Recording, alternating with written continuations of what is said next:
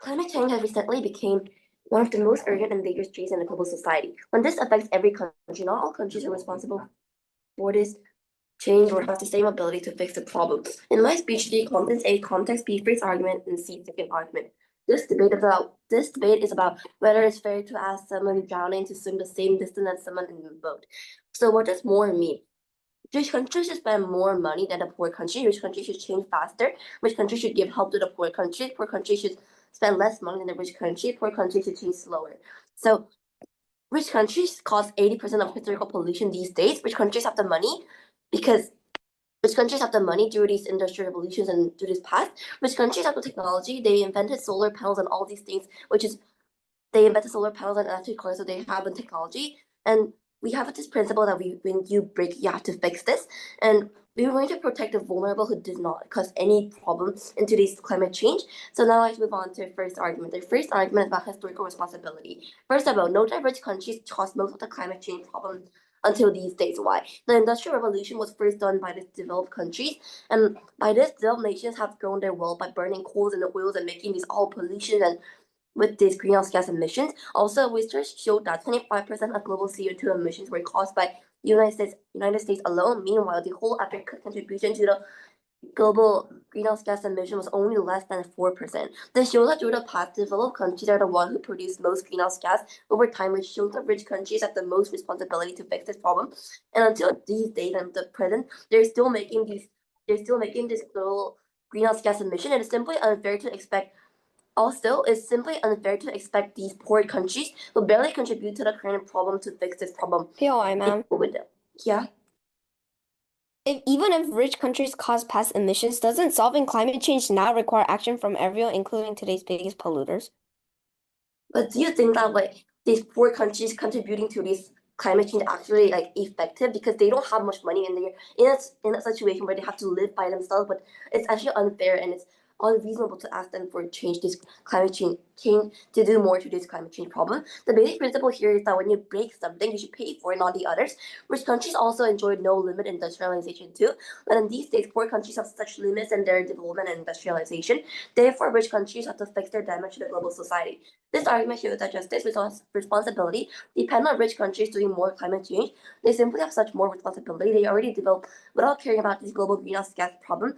But the developing countries these days have faced a situation where they cannot be rescued out of their poverty because wealthy countries restrict their development. Moving on to a second argument, which is about greater capacity and effectiveness for rich countries. Rich countries have the resources to invest in renewable energy because they're fully developed. Strong economies can transform quickly. Poor countries, however, often rely on basic industrial essentials in order to survive.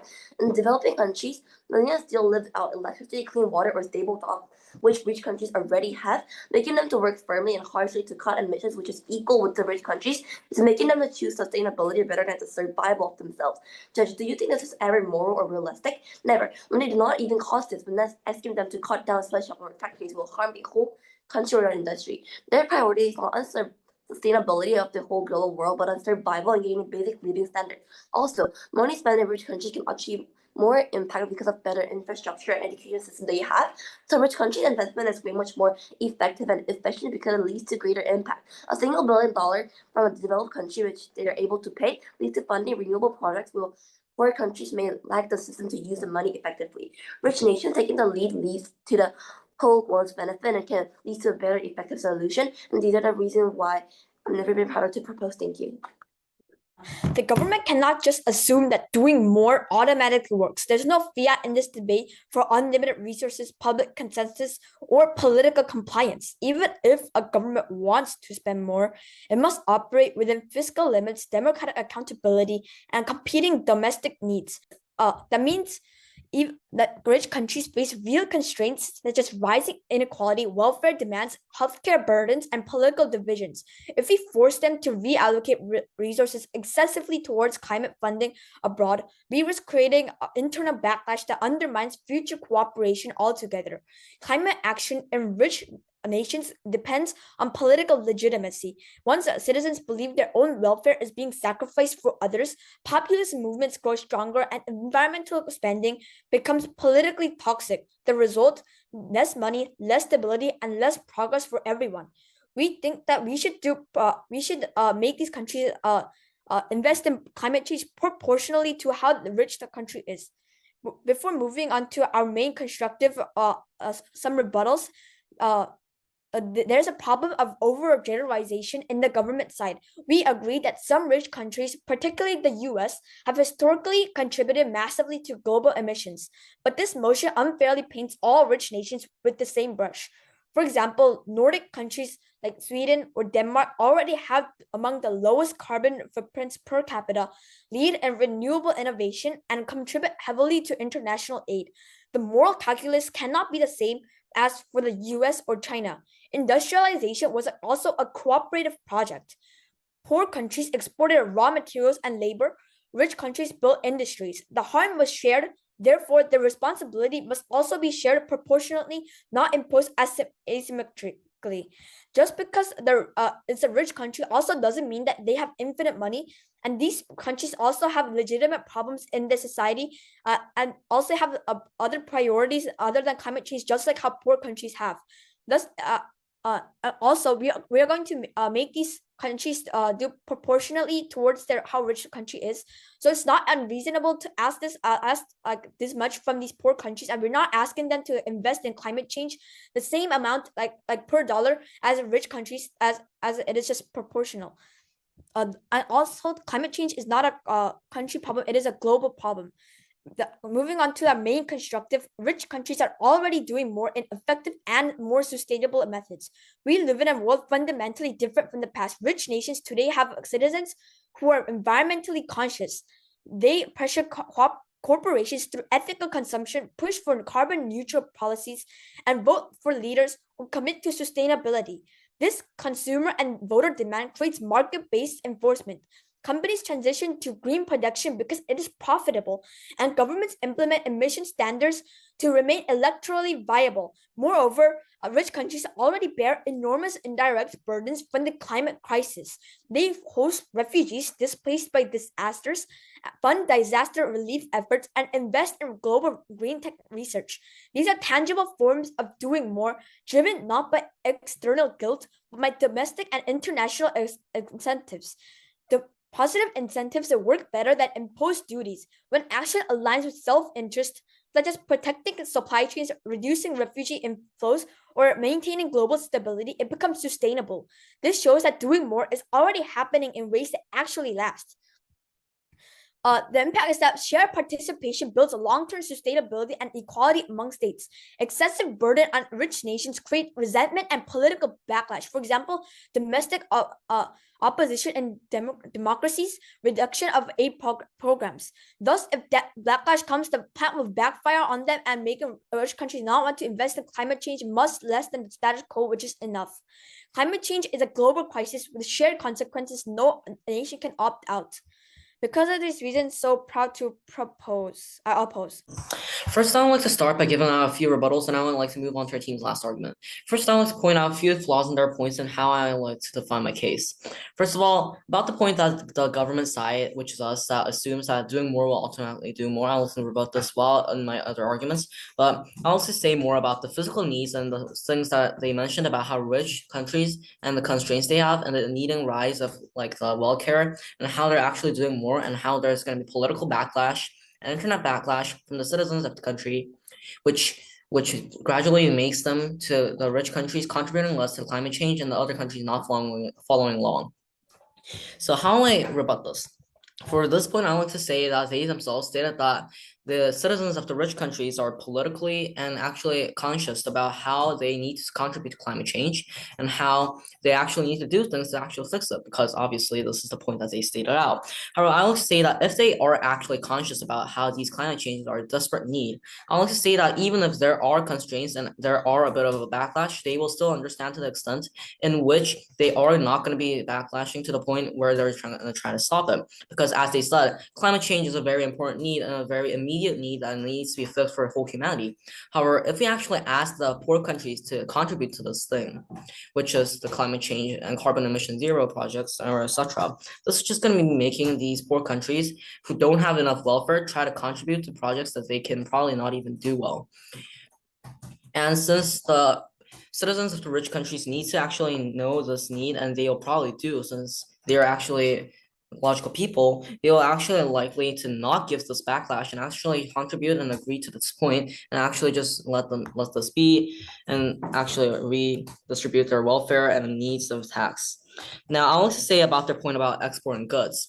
Now, it is a fair point that these poor countries actually export raw material and goods and resources to the rich countries to be manufactured and to actually, which in the end gave a lot of carbon emission. However, let's see at the point of view of the poor countries. When the rich countries had industrialization age, they were actually making tons of carbon emissions, but they were also hitting this important thing called capitalism and finance. Now, if we know about it, these poor countries had no other way than actually exporting these goods because they were poor, because they did not have enough finance in the first place, industrialization age. They had to export resources and raw resources for good as their countries, in order to survive, needed finance in the age of coming. So this is not actually their fault, and the fault is actually the rich countries who actually had emitted so much of the carbon that they did to this point. Now, to re-emphasize the point again, the poor countries had no other choice and they are the victim of the story. I'll also like to say that these poor countries are actually cannot do much more than just actually making their economy better and just relying on these rich countries who already emitted so much of their carbon and also much of their climate change.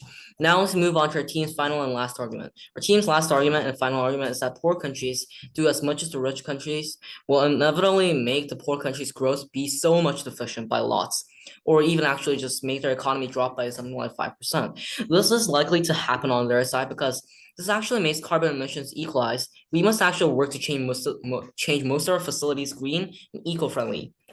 However, this is a very costly job, a pricey one. And since the rich countries already have the capital, they're going to be fine with such change. However, the poor countries trying to keep up with such change will also, again, like when in the industrialization age hit, will have to be changed and will have to be forced by taking damages by lots, and the whole energy plants are going to be likely based on coals and gas, and their economy is generally going to be damaged. And since it's more fragile because they are still poor, this will be a very exclusive harm on their side, which actually make all of their other arguments on because the poor countries are going to be suffering even more from their case. For these reasons, I am never proud to propose. Now, before I move on to my rebuttals, let's clarify what this debate is truly about. If the government is serious about the claim that rich countries must do more, that cannot simply mean making emotional speeches or expressing moral guilt. It requires policy action, things like binding international commitments to force rich nations to increase their climate contributions or diverting national budgets towards climate projects abroad. Why does this matter? Because when the government frames this motion only as a moral leadership, they lower their burden entirely. It becomes a question of who seems more ethical, not actually what works. Now, our side says the debate must be about what model leads to sustainable and cooperative global climate progress. Moving on to my rebuttal on responsibility. The government's central premise is that rich nations cause the most harm, so they owe more. We don't deny historical emissions. Yes, industrialization started in the West, but this argument ignores the complexity of global development. Industrialization was not one-sided. Developing nations provided labor resources and markets that made it possible. Today, the biggest emitters, including China, India, and Indonesia. So moral responsibility cannot be based on the 1800s. It must reflect today's global reality.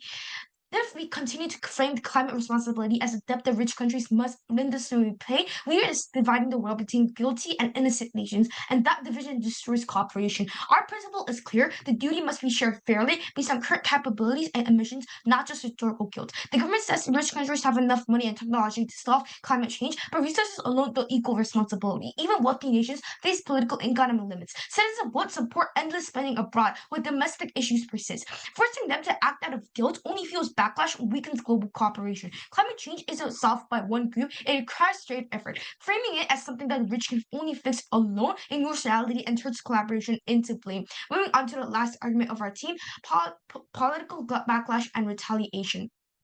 Now let's discuss what happens in the government's world where rich nations are constantly told to do more. In practice, this means guilt-driven policies, binding contributions, redirection of taxpayer money to international funds, and global pressure through reputation and shame. But that model doesn't unite countries; it backfires backfires politically and socially. First, it fuels populist backlash. Across the US and Europe, populist movements strike by exploiting frustration from citizens who feel overburdened by global responsibilities. When people hear their tax money is going to fund climate projects abroad instead of domestic welfare or healthcare, they don't feel morally uplifted. They feel betrayed. Populist leaders then weaponize this. They care more about the planet than our people. They're paying for others while we suffer. And the result, political polarization, election wins for climate skeptics, and dismantling of environmental policies altogether. So ironically, in the governance world, the louder you call for moral responsibility, the more resistance you carry against it. Their moral framework produces moral fatigue. Second, it weakens legitimacy for genuine climate policy. When climate action is seen as a foreign obligation or a form of global guilt, even progressive citizens begin to question it. Politicians lose the mandate to act because people stop believing these policies benefit them directly. Once climate responsibility becomes framed as a charity or debt, it's no longer seen as progress, it's seen as punishment. And policies built on guilt are the first to collapse when political tides change. By contrast, in our world, progress is built on shared ambition, not guilt. Countries are motivated by innovation, pride, and competitiveness.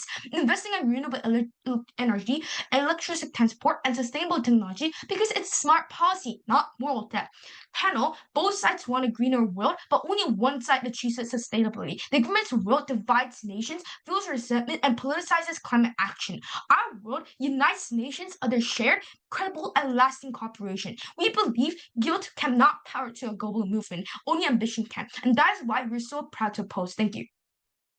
Ladies, gentlemen, and honorable judge, when you see a man drowning in a lake, you don't assume the man has a responsibility that he should fulfill by swimming harder. You throw a life tube to save his life. This is an analogy to the debate as of now, as the proposition with speaker of today's debate. My speech, I will provide two clashes observed in this debate, move on to rebuttals, and conclude my speech.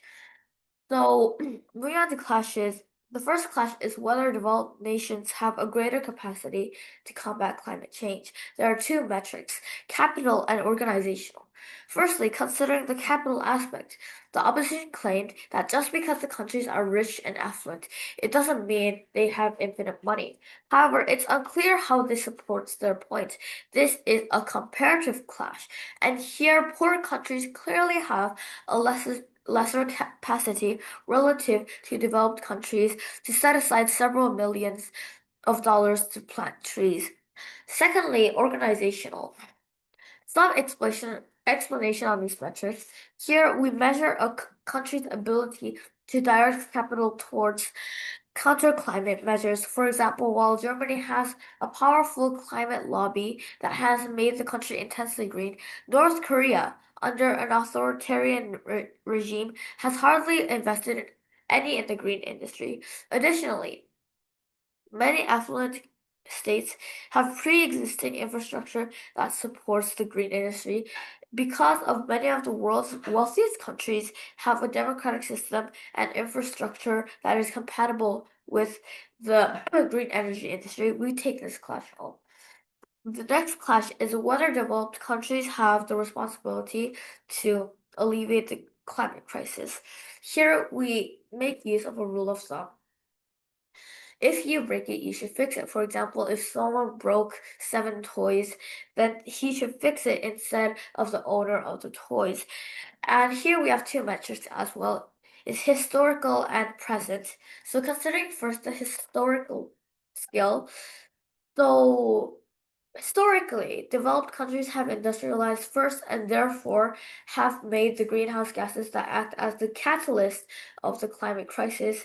Additionally, colonization has created many franchises of factories in rural countries where they emit even more greenhouse gases, and therefore many of the greenhouse gases that are emitted in rural and developing countries are actually the responsibility of the developed countries. And moving on to the present, so while the opposition says that because of how less the developing countries have invested in the green industry, the developing countries actually emit more greenhouse gases. However, this is simply not true because we believe that emissions are directly proportional to the scale of economy, and in the same way that it takes more rubber to make 100 chewing gums than 10 sticks. So, therefore, because the gap between the world's wealthiest countries and the world's poorest countries is so big, we believe that even though developed countries certainly have a more greener method of producing goods, we believe that developing countries don't emit more greenhouse gases. And for these reasons, I've never been prouder to propose. Thank you. Firstly, moving on to reframing and clarification. Panel, this debate was never about whether climate change is important. Both sides agree that it is. The question is whether rich countries should do more simply because of their GDP per capita. Note that even if you buy some of the metrics from the government side, they are not exclusive to their main burden, which is to defend additional duty and burden simply because of the wealth of this nation, when there are other metrics that should be considered in the fight against climate change. In the end, if it's simply about the wealth of the country, the government's entire impact relies on the climate crisis being solved through funding. That if rich countries should just spend more or take on heavier burdens, the climate crisis will somehow be solved. But even if they pay more, without the active cooperation of other nations, it becomes meaningless. This is because climate change is a collective issue, and if one country's overperformance cannot offset another's underperformance, the net emissions globally and the impacts do not meaningfully change. Therefore, this debate is about how the world cooperates better, and our side is the only one that shows how global coordination, mutual trust, and realistic pacing make sustainable climate progress possible. Moving on to my first clash about why global cooperation is necessary. The government assumes rich countries can simply lead by doing more, but this misunderstands international behavior. When you single out rich nations and frame them as the villains, you create a system of dependency and moral resentment. Poor countries begin to expect constant bailouts or unconditional support rather than being encouraged to reform their own environmental policies. Meanwhile, rich countries, feeling constantly blamed, become less willing to cooperate, viewing these demands as unfair or politically toxic. Under the Paris Agreement, developing nations demanded more climate finance, while wealthier countries resisted, leading to endless negotiation deadlocks and delayed commitments. This is important because the government attempts to continuously decrease the burden of the debate by not engaging with the reality of what doing more would actually look like. They must defend what the imposition would imply and how the shift is actually radically different from the status quo that requires positive incentives and voluntary support without engaging in vilification and scapegoating of states. Therefore, even if we accept the moral duty from financial capacity, the government still fails on political realism. They impact the rich.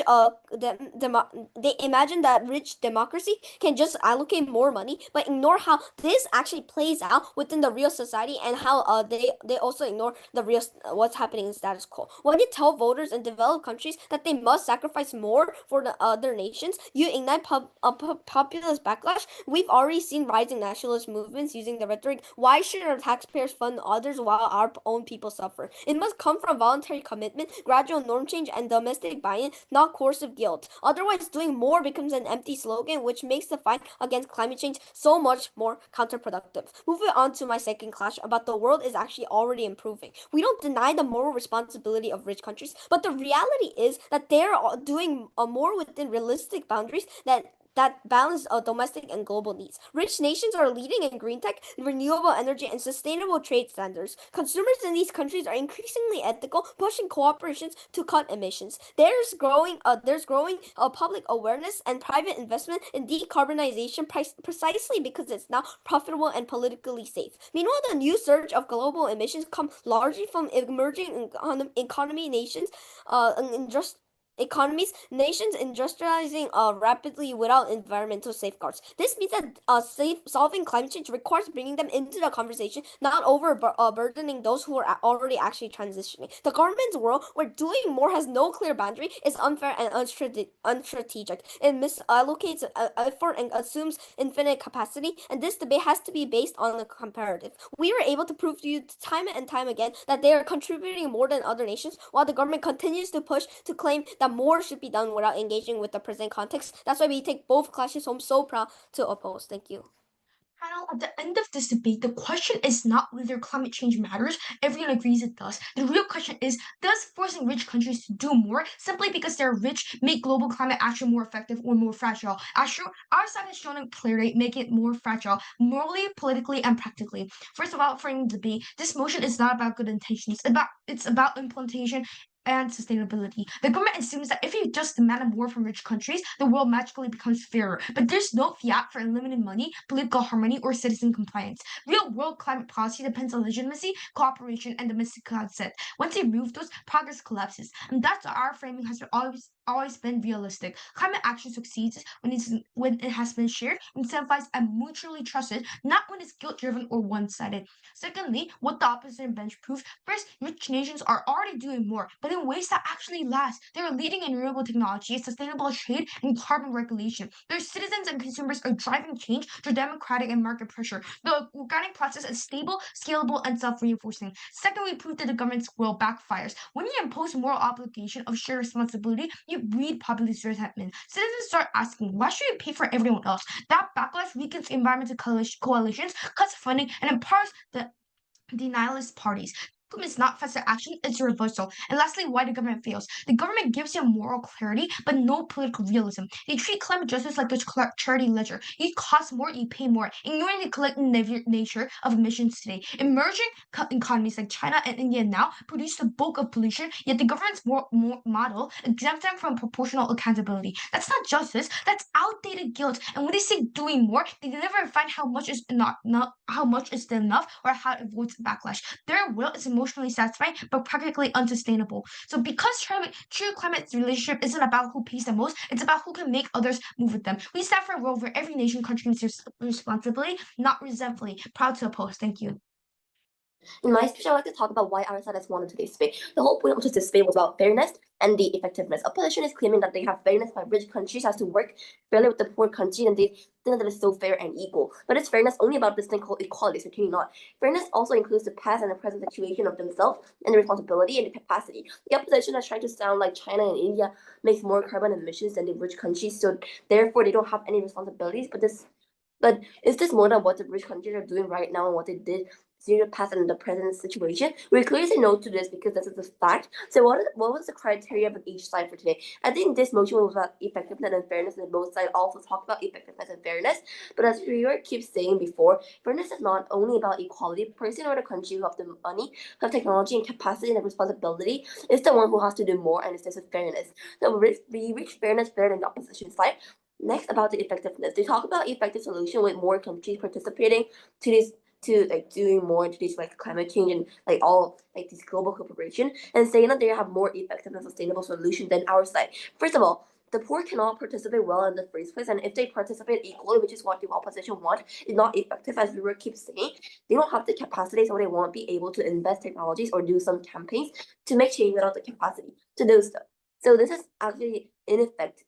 So our side actually gets an effective and sustainable solution, while the opposition cannot reach this point with the less impact of the poor countries and the rich doing less. If we thinking that poor countries should do equal with them, if we don't implement this policy, so we reach. If we don't implement this policy, so we reach both sides' criteria, while the opposition does not, but only gets more suffering for the poor countries, and make the poor countries to choose sustainability and the global cooperation better than the survival of their own self. And these are the reasons why we take this home today. Thank you.